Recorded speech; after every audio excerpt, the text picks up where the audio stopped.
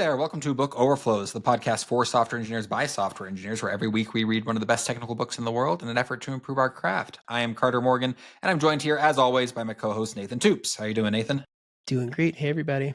Well, we are very excited for what we have for you today. We have a special interview with Kent Beck, a big figure in our industry. We read his amazing book, Tidy First, ? That's we talk about that in the interview about the pains of including punctuation in your titles. And he was kind enough to come on the podcast. We actually connected with him. Martin Fowler was kind enough to make the introduction. And we just wrapped up that interview and are excited to show it off to you. Nathan, what can our listeners expect as they listen to this interview with Kent Beck? Yeah, so just like we had in the discussion episode, we really loved the third section, which is the theory section. We got to dive into that a bunch. But it's so cool, again, as always, to talk to the author and kind of just riff off of what resonated, follow-up questions, really unique opportunity and something I'm excited to share with y'all. Absolutely. It's a fantastic interview. Stick around for the whole thing. Kent, very warm, very funny. And I always appreciate putting a name to a face or a voice to a name.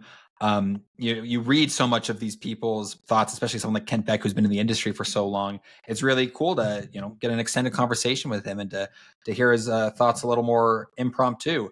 So stick around for the entire thing. This is Kent Beck as he reflects on his book, Tidy First.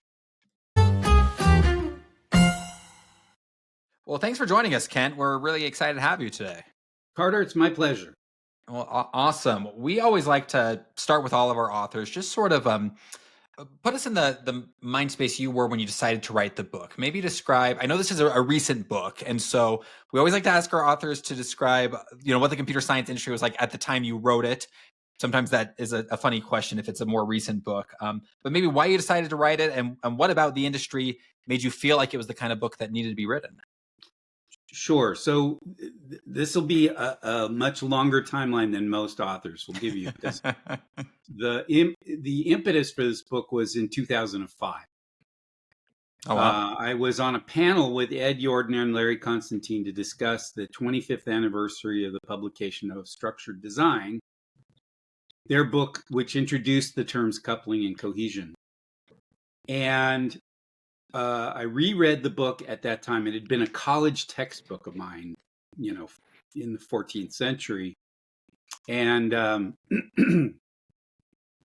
when I read it, I was excited because so much was clear in that book that had subsequently gotten muddied about software design. And it was clear that getting those insights out of that book was not going to be easy for a 2005 reader. So I said, you know what, I'm going to take this material of coupling and cohesion and kind of the human nature of software design and bring that into the modern era. And I tried and I tried and I tried and I tried. So it took me took me 18 years to turn it into a book, into even the first book. I'm working on the actually third book in the series right now. So, Oh, wow. Did that answer your question? Was there more to it? No, I think that makes a lot of sense. I have so many questions I want to ask about the third section of the book, but I want to cover maybe some of the more elementary bases first. I guess you talk about this idea. Will your listeners know what the book's about at this point? Absolutely, we've covered it. The episode went out a couple weeks ago. It did really well too. That was one of our more highly viewed episodes. I guess what makes you feel so passionate about this idea of, tidying? I think, when a lot of engineers get into the field because they want to build big things, right? Mm-hmm. Or they're really, they're driven by kind of the big meaty questions. So when you talk about tidying, I think some engineers might be like, what are you talking about? I mean, that's, I don't care about that. So what drives you to be so passionate about it? Yeah, I mean, it's kind of a diminutive, and that's deliberate. The phrase refactoring is technically correct and has gotten polluted by the way that we use it. People will say, I did this big refactoring and I broke the system. It's not a refactoring. Yeah. If you change the externally observable behavior of the system, It's not a refactoring. That's a different thing. So part of it was wanting to the reason to rebrand it as tidying it initially was just to make it a more normal, regular. This is just part of daily life. Like you're in the kitchen and you wipe down the counters after you use them. Just a course. Whereas a refactoring, we're going to have to ask permission for that, and we're going to have to blah blah blah blah blah. So that refactoring had become a big deal and a risky thing, and I wanted to just like, software design is really useful to you as an engineer and should be part of your daily work. So let's just make it as approachable and cute and cuddly as possible.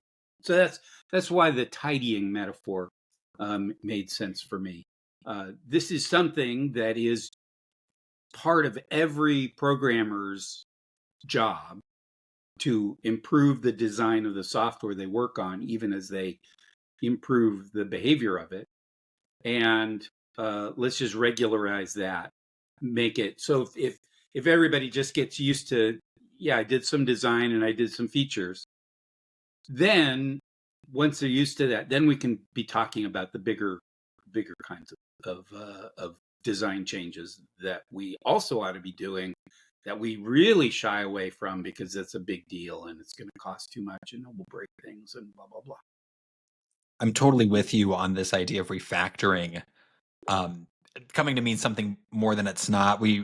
I became acquainted. I knew what refactoring was, but our connection to you comes from having read Refactoring by Martin Fowler, which you were a contributor on, and then that's kind of how we got connected. But that was a big realization to me reading Refactoring. This idea that because I've seen that so many times where it's like, I'm going to do this big refactor, but I can't finish it all the way. And so it just kind of gets abandoned. But reading Refactoring and realizing like, wait, refactoring, if you do it correctly, you can stop at any point because it should be a series of small changes.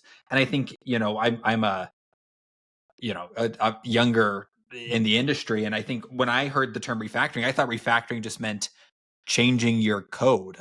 Right. And so that's how people use it. Right. It's like if you change your code but aren't adding new features, that's a refactor. Right. What do they call? I think I've heard that called semantic stretch. Right. When like an idea gets expanded out to mean too many things. So, I really enjoyed that reading Refactoring, and then that point is kind of hammered home in tidying too. That I like what you're saying. It should just be like a day-to-day part of your life as a programmer. Yeah, it's not a big thing. If it's disruptive, if changing the design is disruptive, you're doing it wrong. Absolutely. That's another reason to focus on these little teensy design changes. And the kind of design, like I have this big function and this part does this thing and that part does that thing. And so I put a blank line in between them. That's a design change. That means the next person who comes to read it is going to have just that much easier time reading it than I did when I came to it. It doesn't change the behavior of it at all. But it's a service that I provide to my colleagues and sometimes to my future self as well.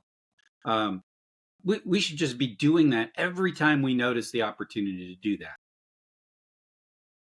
And if we did, then everybody's going to have an easier time of making the functional changes that we want to make.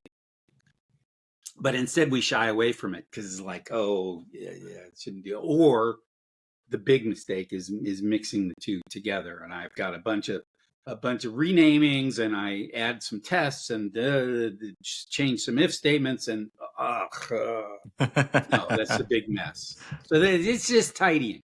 I'm just going to do these. I'm going to change this one function, and then I'm going to submit that as a diff, and fine.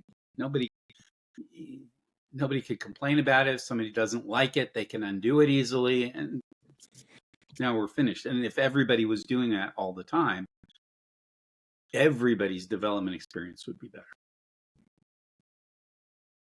one of the things I found really fascinating in the book is how important framing is.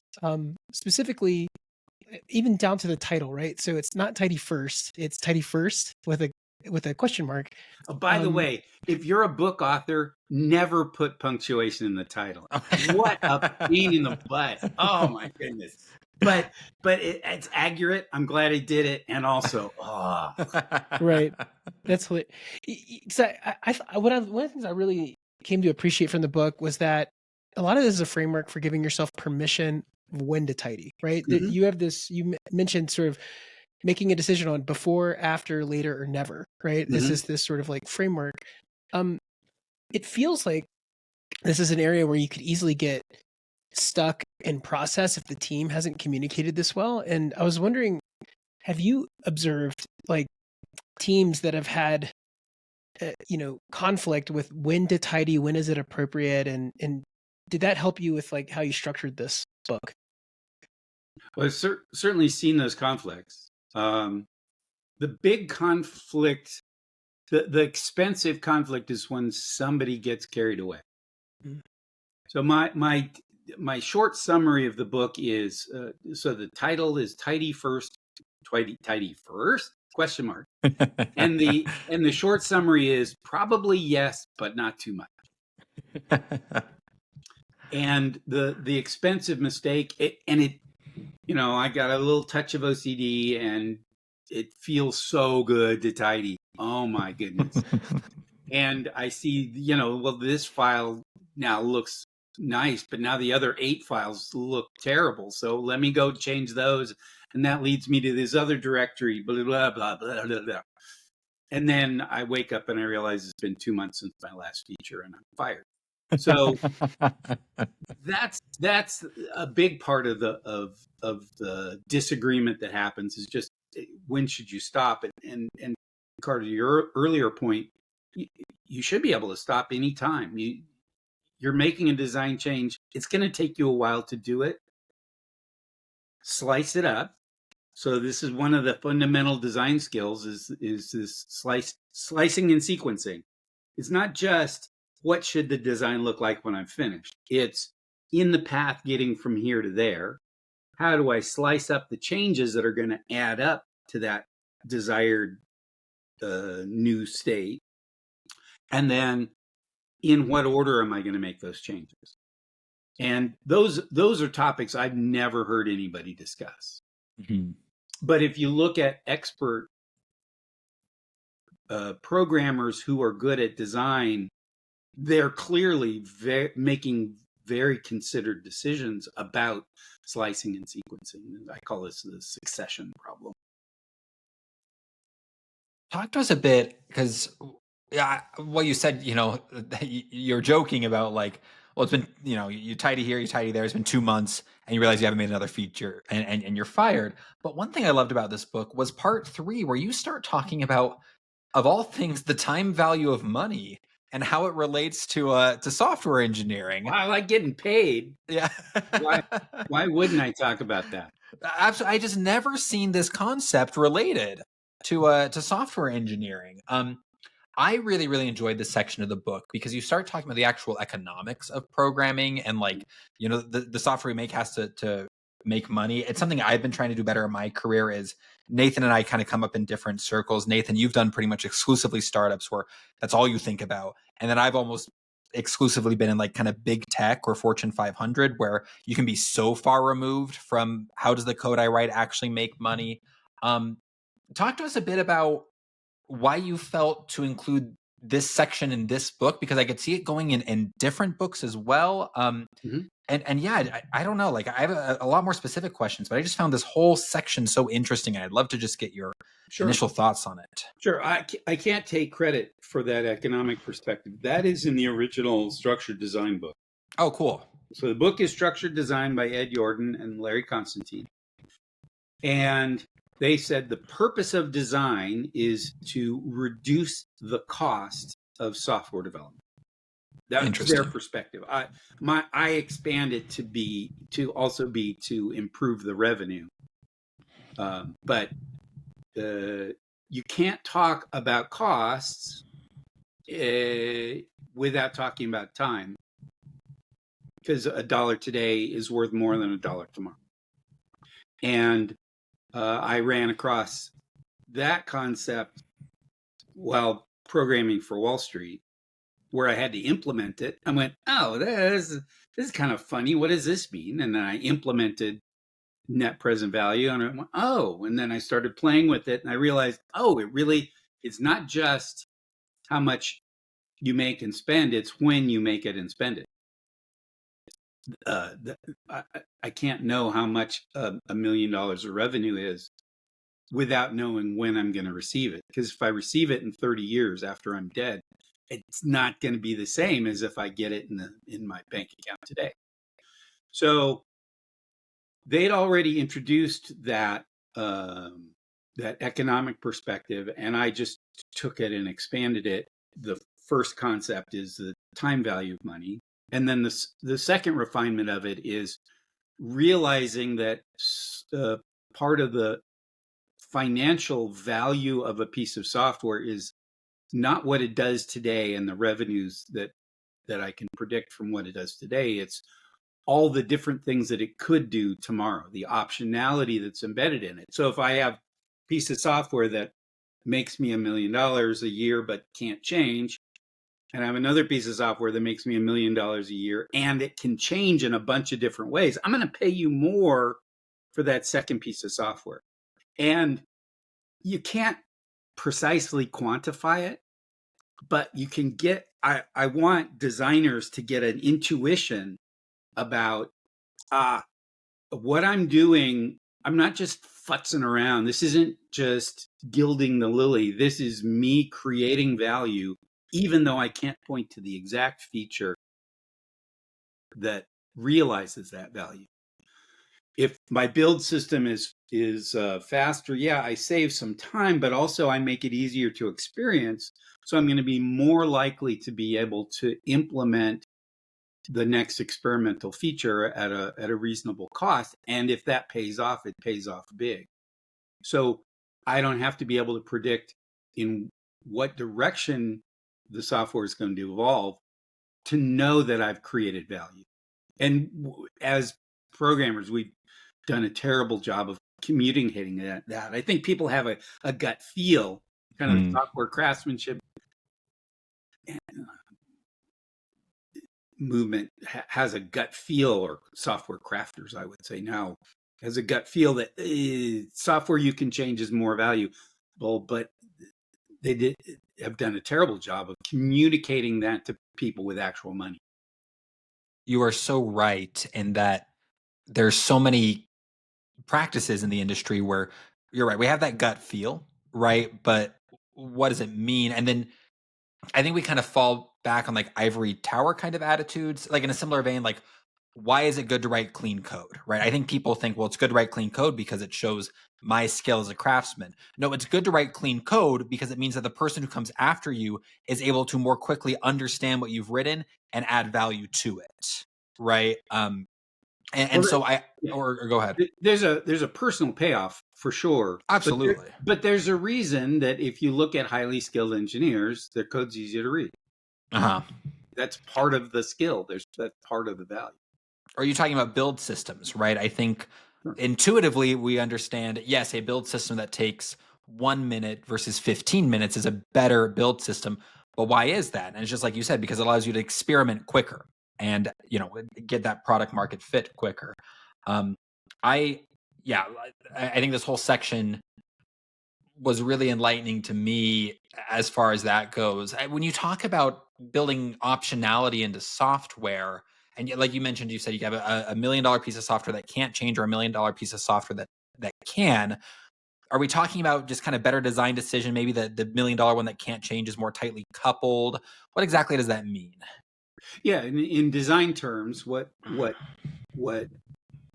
shackles you is exactly coupling. Coupling is, was introduced in this book, Structured Design, and then came to kind of the meaning kind of diffused. It means something very specific. There's a concept, and I want to emphasize that concept, and I want to differentiate it from the other half-half kind of meanings of coupling. Coupling in the original definition is two elements in a piece of software are coupled if changing one means that I have to change the other. And so it's always with respect to a particular change. So I can have two functions, and if I change the name of the called function, I have to go change the calling function too. So they're coupled with respect to changes to the name of the called function. If the calling function's name changes, the called function doesn't have to change. So they're not coupled with respect to that change.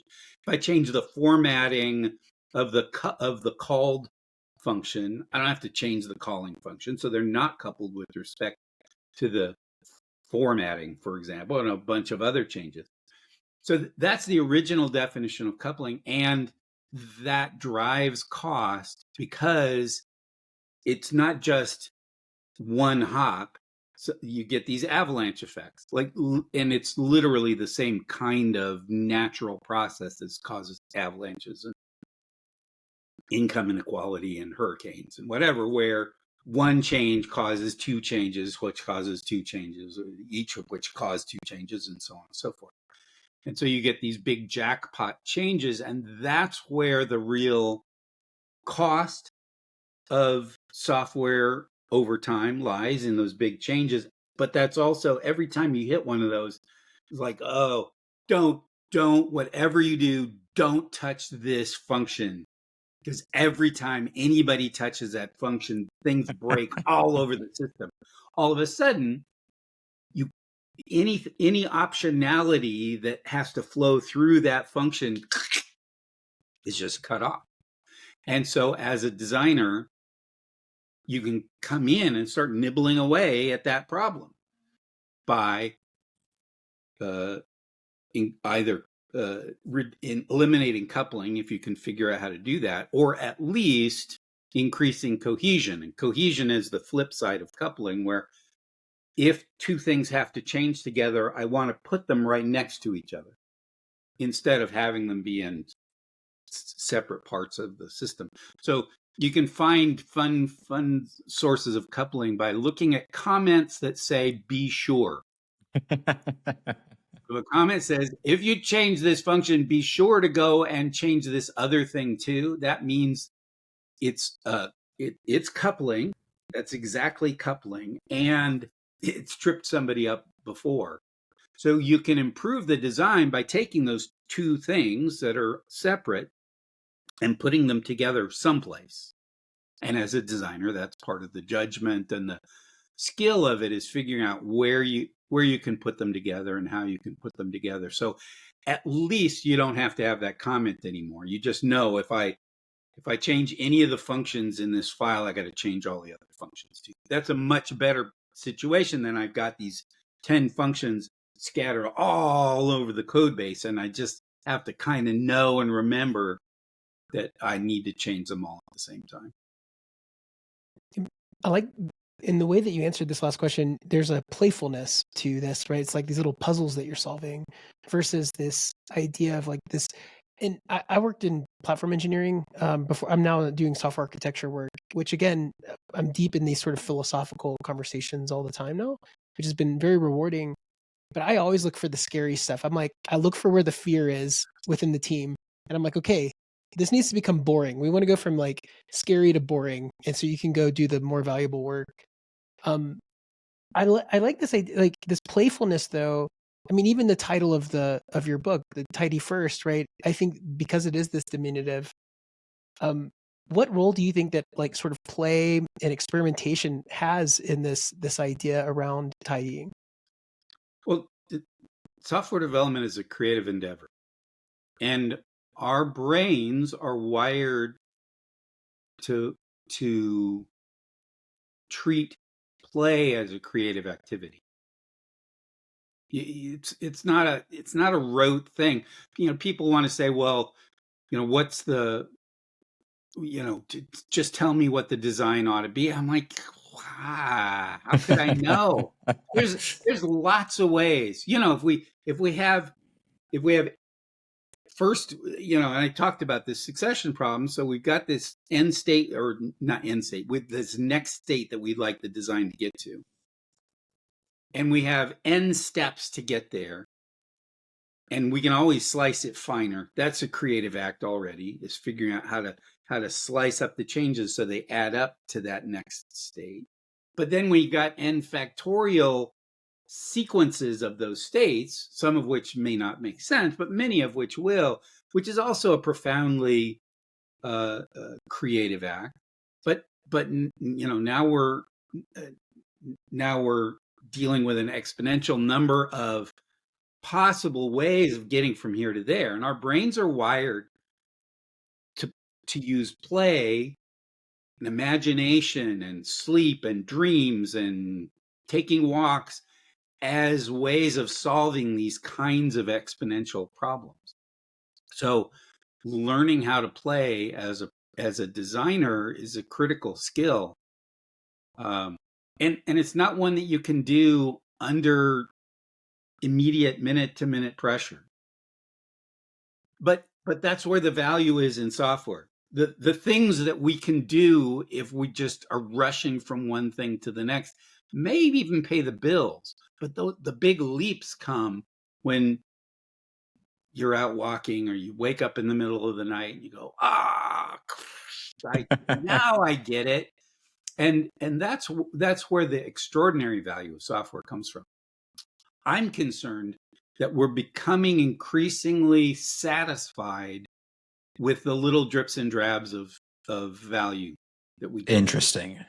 As opposed to, and we're happy eating the crumbs off the floor instead of sitting up at the table and eating the whole cake. And design is part of eating the whole cake. So I wrote a follow-up book called The Good News Factory, which is an executive briefing on software design that makes this point to executives to say, okay, well, can with this feature hamster wheel, another feature, another feature, another feature, another feature, can you make that profitable? Sure, but those are the crumbs on the floor. The cake on the table requires that some of your time is spent rolling back, looking at the whole process and going, oh, do we even need to be doing this at all? Or is there a completely different way to do this that removes all the tedium from what we're doing? And if you can find those, you can take the big leaps forward in value. And that's what I'm hoping for. Have you ever read or even heard of Slow Productivity by Cal Newport? Heard of, I have not read. We read it and covered on the podcast, and that was it was a recommendation by you, Nathan. You're a Cal Newport fan. I wound up listening as my number one book of the year, because one of the things it gets into is kind of like what you're talking about, like that hamster wheel of productivity, and that is a trap that I had fallen into pretty hard. Like, I just got to go, and as long as I'm going, I must be getting something done. But he makes the case for pretty much exactly what you're saying. Like, those big aha moments come when you're on a walk or in the shower, or when you take a bit of time to slow down. I feel like it happens to me every Christmas, because that's when I'll take a couple weeks off of work, and that's when all my best ideas come, because I've interrupted that hamster wheel. So why don't you do that 5 times a year? I agree, right? Like that. I've been thinking about it. I'm like, should I be building that in, like once a quarter, take like a 5-day weekend or something, right? Mm-hmm. Even just to split it up. Part of the problem is I have 4 very young kids, and I'm not sure they would let me breathe if I understood. Yeah. We are going to Disneyland in a couple weeks. So. Oh, that's a good place, but your brain is going to be pretty occupied. Yeah, I have 5, but all of mine are grown and gone, so I don't have. Oh, fun! It won't last long. In an eye blink, it'll all be over, and you'll miss it, but you'll also have a lot more peace and quiet. Yeah, our second is adorable and also emotional, and he. At church yesterday, I took him out into a classroom, and he cried for an hour straight. I told him, when you sit in the chair for 2 minutes without screaming, we can go back in and play with the toys. And we never even started the timer. Yeah. It's you talk about in this book, I wanted to kind of touch on the purpose of theory, because that's something we've been thinking about a lot on the podcast. I think there are a lot of software engineers who, like, it's what I love about the craft is that feeling, that creative feeling. I think it's the number one misconception in our industry. It is just what you said, is that software engineering is at its heart a creative pursuit.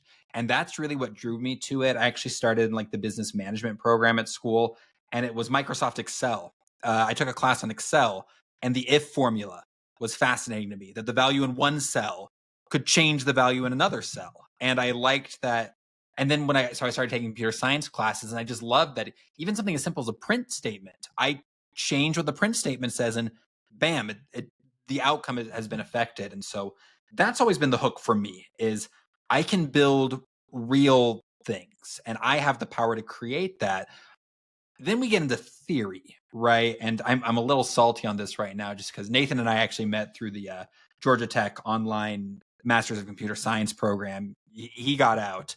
I am taking my last class right now. It's graduate algorithms, and which is about as theory as it gets, right? And it's a very, very difficult class.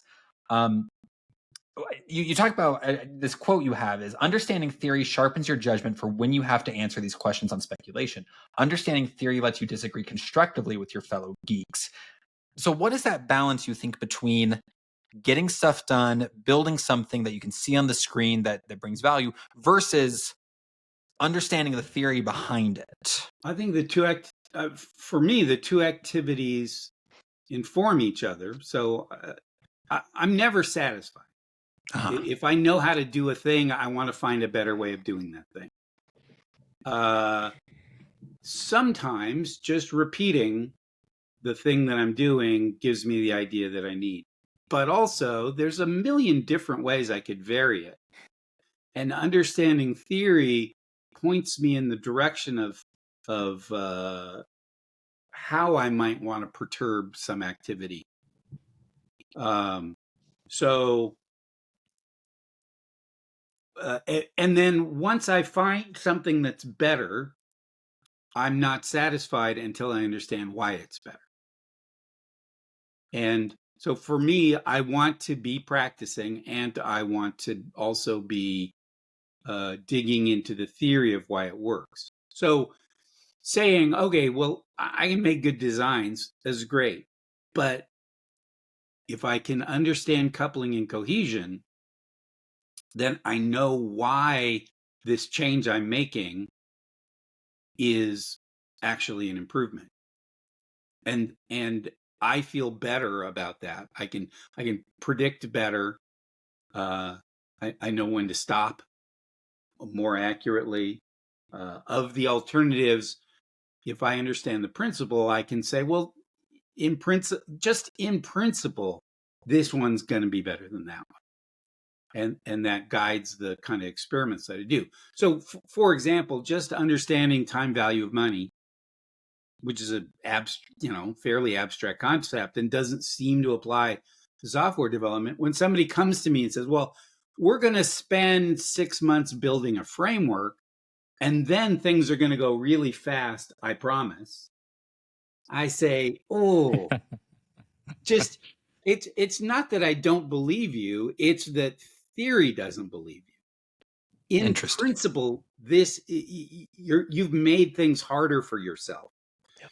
If you can spend 18 months building features and building the framework because you pushed costs into the future and you pulled revenue towards the present, you're creating more value, just in principle. And so ideas that might be superficially attractive, if I understand the theory, I can go, either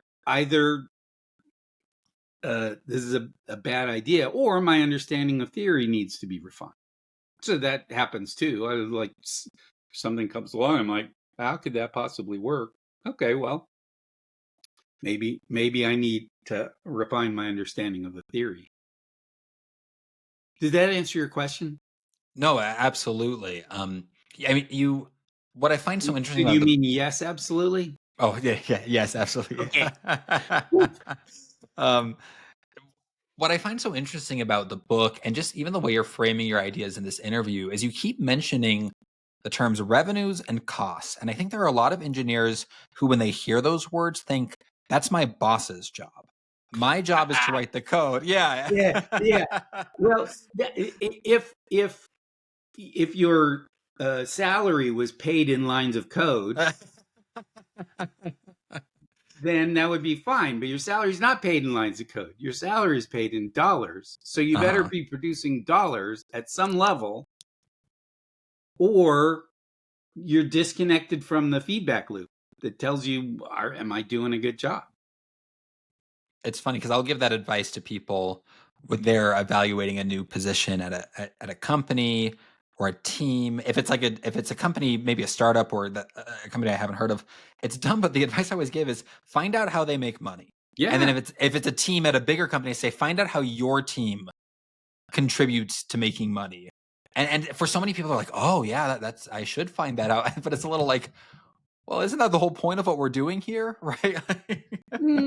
Okay, so it's not the whole point. Okay. But it's certainly a way, an indication of value. I mean, we've all seen people who make a lot of money and seem to be subtracting value from the world. Sure.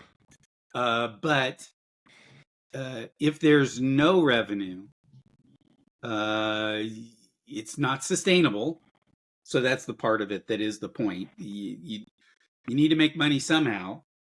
If you can't buy more guitars, which would be a tragedy, clearly. So you have to be making money somehow, and it's important information. It's not the only information. Personal satisfaction. If you said, okay, you make more money, but you work so hard that you get sick and die. I'm like, nah, that's more money is not more better in that kind of circumstance. So it's not the point of all of it. I mean, we only go around once. It's over in an eye blink. Enjoying it and connecting with other people, that to me is the real purpose of it. But I have to be able to buy those other people a cup of coffee too. So yeah, I have to pay attention to the work I do as a business as well. One of the concepts in the theory section that, again, we enjoyed so thoroughly was the reversible structure changes. And I laughed out loud when I read that, what's the difference between a bad haircut and a bad tattoo section, because it just frames it. So, I mean, I've heard of, there's like the one-way door, the two-way door, there's the Amazon sort of framing to this, but a bad haircut and a bad tattoo is just like such a concrete example of like, yeah, like you can get a bad haircut, be embarrassed for a little bit, move on, your hair grows back out. Bad tattoo, the stakes is much, much harder. So your hair grows back out until it doesn't. So. Yeah. gotta remind you young guys of that kind of stuff. You're immune from bad haircuts, Kent. I give myself a perfect haircut every morning. Yeah. See, the null value is also really good. Yeah, and I think people think, programmers think, changes are changes. They are all kind of the same, and they all need to be treated the same way, and it's just not true. Design changes, generally speaking, are reversible, and if something's reversible, you don't need to carefully review it. You don't have to make sure that it doesn't go in if it's bad. If it goes in and it's bad, and you can just like inline. I extract some helper function. Somebody goes, that's not a helper function. The world's still an okay place. You just inline it and we're done. If I make some change to some reporting software and now the IRS gets a million numbers wrong, that it costs us, exactly. You've been there. That's a whole different deal. So I should treat those two kinds of changes. They may both look like PRs. There may be a diff. They might be in Git. There's a lot that's in common, but fundamentally they're different. So I want to treat them in a very different way. That context is so important. I found before I work at my current place, I worked at AWS, and AWS it does a lot of things right, it does a lot of things wrong. Something they do really well is just operations and deploying software at scale. And I worked on a product that its blast radius was conceivably about 1 billion users. And like, my goodness, if you're going to make a decision there, you move with the utmost care. And then I left my current place where I work in internal tooling. We work in like marketing tooling for the company. And so our tool governs a lot of spend, but as far as users go, we have like maybe 100 users right across the company. But I think having been at AWS, I was like, okay, this is what real engineering is like. Like, they've cracked it, they've figured it out, and this is how all companies should operate. And then when I wound up my new place, it took me a while to figure out, wait a minute, AWS was dealing almost exclusively in tattoos, and this new place is dealing almost exclusively in haircuts. Yeah. And if you apply, the patterns I learned at AWS are fantastic. Again, if you're working on a big system with a lot of users, and then it can really slow you down and bog you down in the details if you can't adjust to the proper context. Right. Yeah, and I think some of that comes from experience, but some of it also comes from just naming those contexts. Absolutely. So something that's not in the book is this framework I came up with called 3X, the explore, expand, extract, where when you're exploring an idea, the value maximizing behavior is completely different than if you're extracting value from a proven idea at scale and you just don't want to screw it up.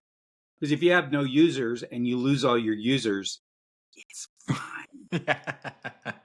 If you have 1 billion users and you lose all your users, that's a disaster.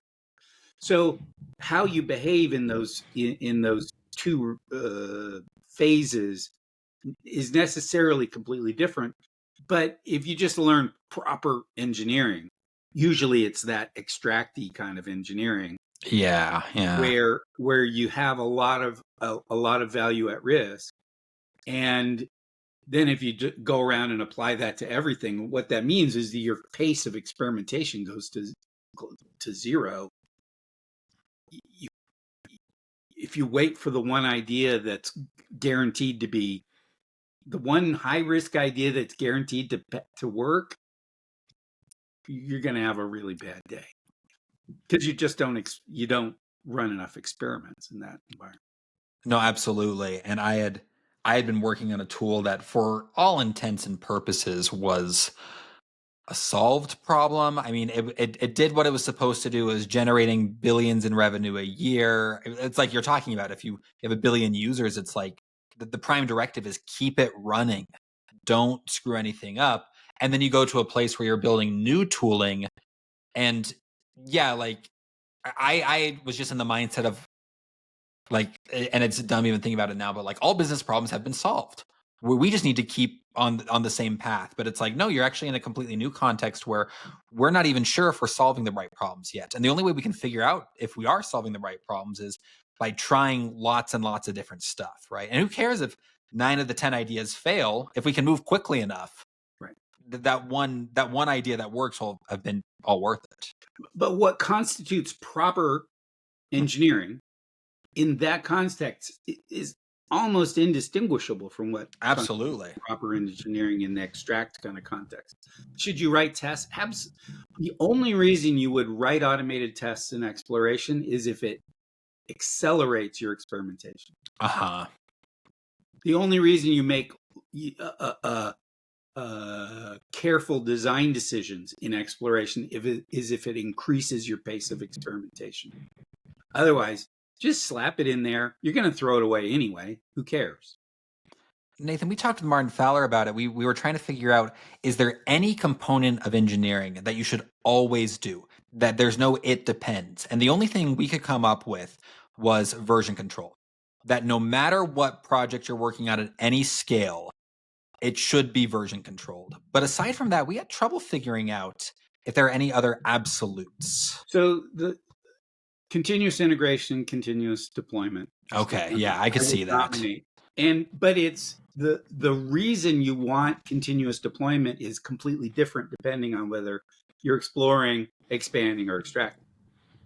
continuous deployment and exploration makes your experimentation run fast. Mm-hmm. Continuous deployment in the expand phase, when you're growing and you're hitting unpredictable problems, is a way of you hit a bottleneck you didn't expect and you fix it, or you think you fixed it, and being able to continuously deploy means that the hiccup doesn't last as long.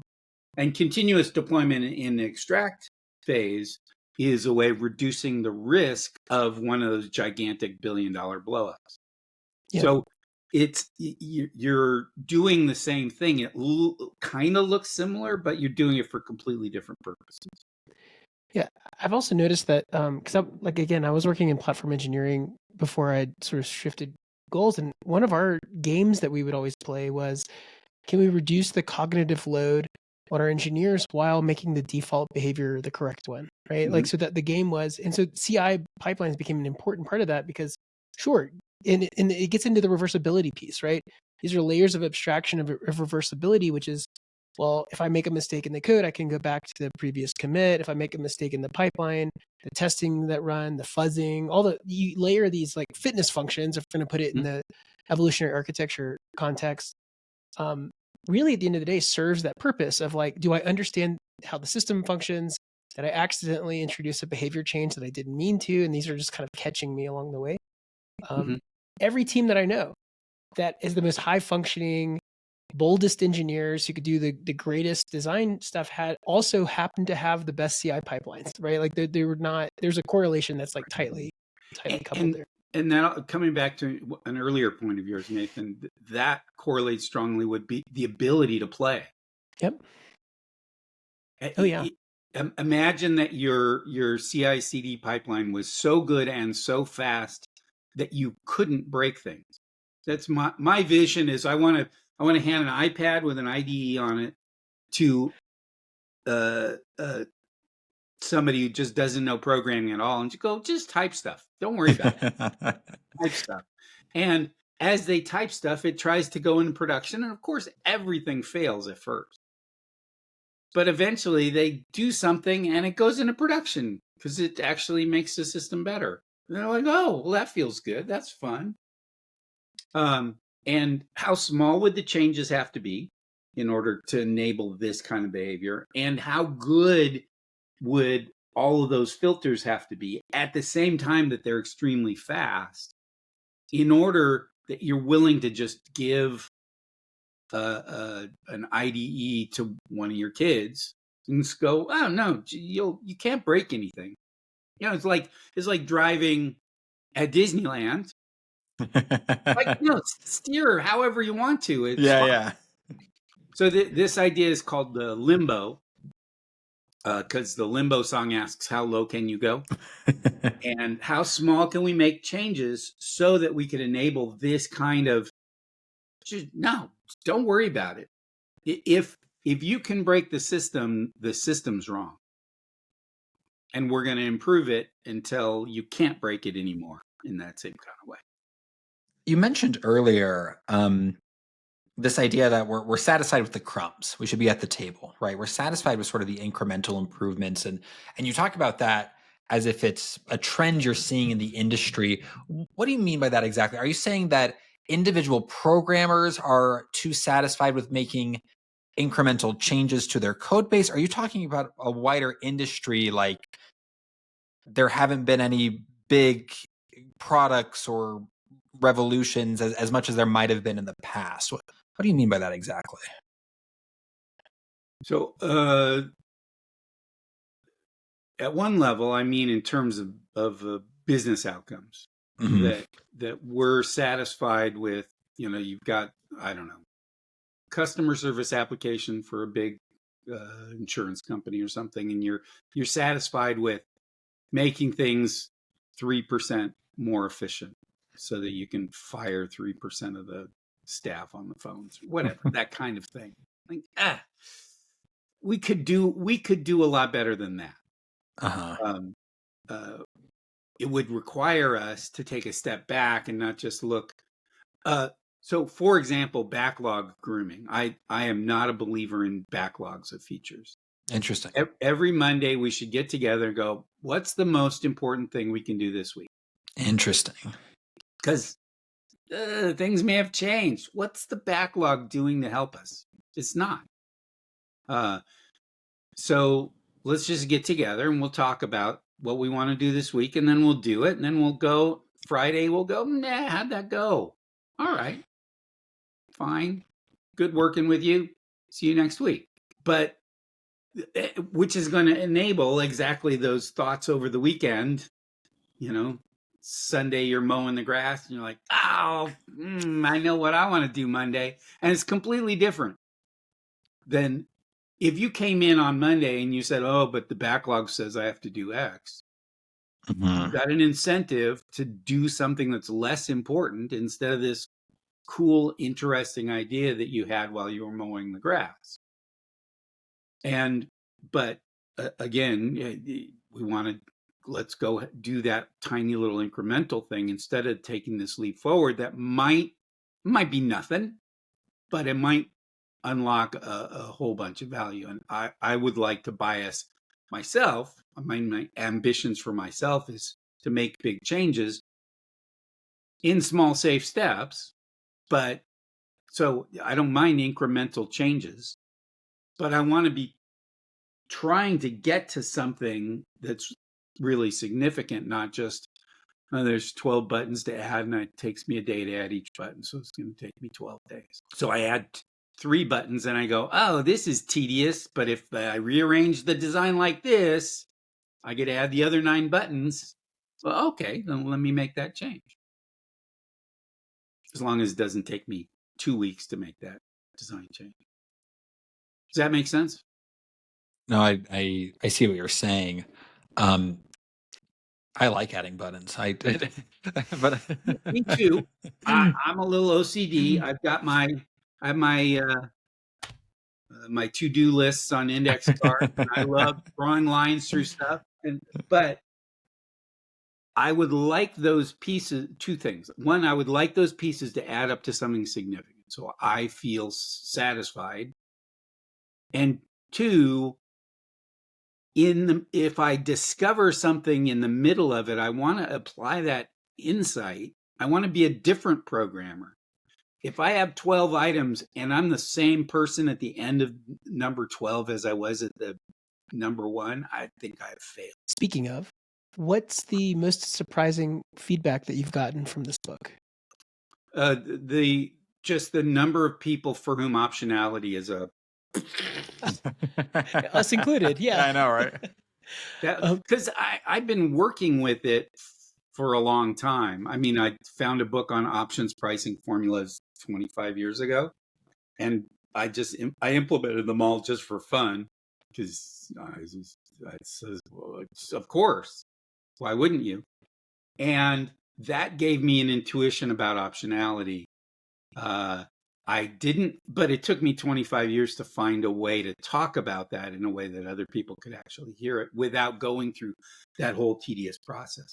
I mean, the beautiful thing about options is the higher the volatility, the more valuable the option is. Whereas with the underlying, the more the volatility, the bigger the chance this isn't going to be worth anything. But if I have options, the more volatility, the less I know about what I'm going to implement next week, the more valuable my system becomes if I have optionality. And it's just so backwards. But I like riding that wave. I love that feeling of I don't know what's going to happen next. As Willy Wonka put it. What's the Willy Wonka phrase? I can't stand the suspense. I hope it lasts. I don't remember the exact quote. I haven't seen Willy Wonka in a long time. That isn't precisely it. I haven't seen the original Gene Wilder Willy Wonka. Please, yes. Please. Also known as the only Willy Wonka in my heart. So. Yeah. You didn't like Johnny Depp? He was fine. His second fiddle. Didn't like his the second movie. Fiddle. Yeah. So I think going back. We read through parts 1, 2, and 3. 3 is the theory section. Yeah. And then when we were preparing our notes to do the discussion episode, it was actually more fun to go back to section 1 and 2 with 3 in mind. Mhm. Did you ever try putting the theory at the beginning of the book, or is it one of those things where you looked at it and you're like, no, the theory has to go third? It doesn't have to, but Yeah. this is one of these where, as a storyteller, sequence matters a whole lot. And I'm reading a book now, which is very careful to have. There's a chapter with a cliffhanger ending, and then the next chapter is never the resolution of the cliffhanger. Oh, interesting. It's always someplace else in the world or previous in time, and then you finally come back to, and now the guns to the head, end of chapter. And then the next one is, but getting to Barcelona on the train, blah blah blah blah blah. I'm like, oh. So you have to make these decisions. I hope I laid it out so that people could approach it how it worked for them. What was in my mind is, if people are only going to read a third of the book, which third do I want them to read? And which third is most likely to lead them into the other 2/3? Right. If you hit people with theory up front, there are some people who are going to appreciate that, and there are other people who are just like, this is so abstract. That's a comment I get from the kids these days is, but what you're saying is so abstract. So I wanted, if all you read is a third of the book, I want you to be practicing. Yep. Because that practicing is going to lead you back to, but this isn't, I'm why am I having trouble? Let me look at this management section. I should never mix behavior changes and structure changes in the same PR. Okay, I'll go back and do that. Okay, blah blah blah. Now I have another problem, and then I can read some more of the management. And then I have another problem, and then I go look at the theory. I'm like, that's coupling. That's why A is better than B, because there's less coupling, or because there's more cohesion.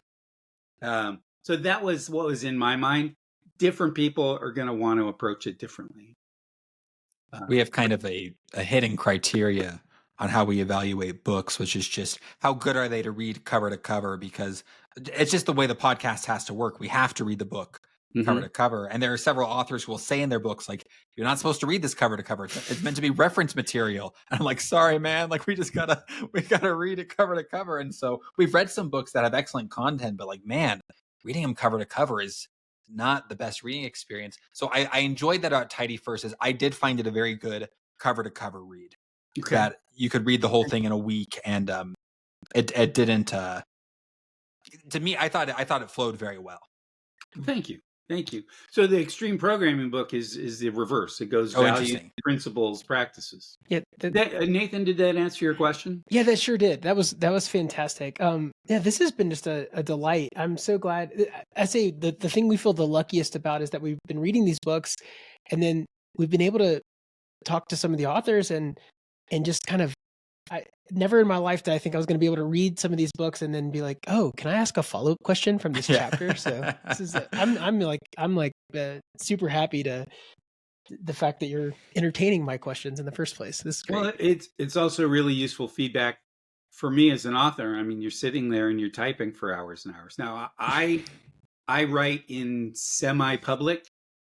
Interesting. So I have this newsletter, tidyfirst.substack.com, which I turned on paid subscriptions as a way of guilting myself into finishing the book. Because I'd been working on it since 2005, and I wasn't finishing it. So paid subscribers get draft chapters as I complete them. So if people were leaving if I had 5 paying subscribers and one of them left, I'm thinking, there's only 4 and they don't love me anymore. I'd better finish another chapter. And turned out to work. It created an incentive system for me to just get the the book was in my head at that point. I'd narrowed the scope down enough to something that I knew I could finish, and got the book out and done. As I said, I now have this executive briefing on the topic, and I'm working on the next book, which is called Tidy Together, no punctuation. About this, okay, now Tidy First is about your relationship with yourself. I have some code, it's messy. I need to change it. Should I tidy first? And that's a lot about self-care as a geek. Sometimes I'm masochistic. I'm like, this code's hard to change, so I'm just gonna push through it. As opposed to, well, let me make it into something that's delightful to change. Tidy Together takes that same idea and expands it to, okay, your colleagues who are also changing code, you're affecting each other. Your relationships with each other matter. If you guys are calling an API that I provide and I want to change that API, we have a relationship problem. We have a technical problem too, but I've just caused you work and you're going to resent that. And you got other things to do besides move to the next version of my API. So it's incumbent on me as a designer to make sure that the consequences of my decisions don't interfere with other people. And when they do, which they will sometimes, that I make amends for the friction that I've caused in our interaction. So this second book that's the kind of the people scope of it, and the technical scope of it is exactly the Fowler's refactoring book. But my take on the refactorings are a little bit different, because I see refactorings as all bidirectional. If I have an extract method, I have an inline method. If I have an extract object, I have an inline object. So I present them a little bit differently. And then the theory section is going to go into Pareto distributions, which profoundly affect how to think about software design. Because we that what should the average length of a function be is the wrong question. It's a misleading question, because there is no average, because it's Pareto distributed, which means the more functions you have, the larger the average is going to be, which is like hard for people to grasp. That's what, but you'll have to review the next book when it comes out. Cool. Absolutely. And I added Good News Factory to our backlog.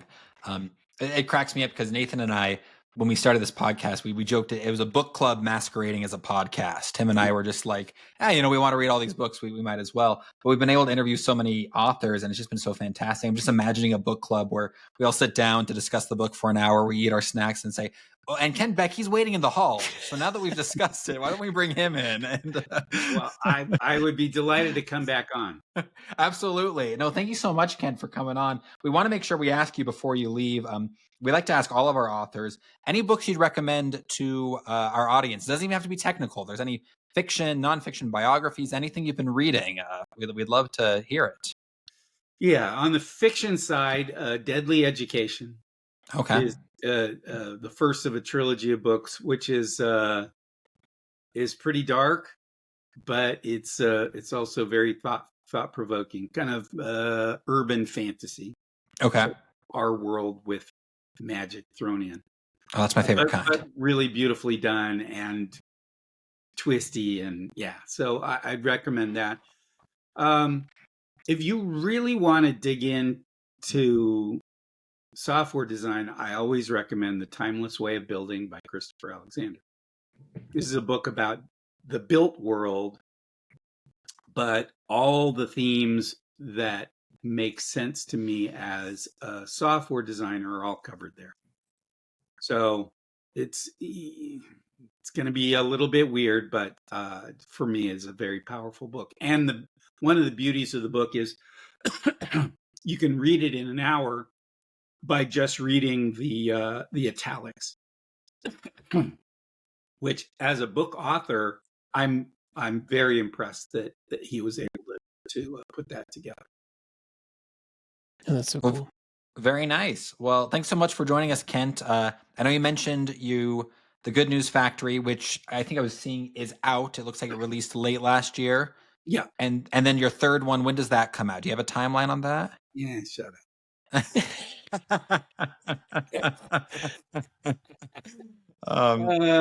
Mid this year. Okay, nice. Because now I have a substantial number of paying subscribers. So There I have you more go. who are disappointed if I don't write in it.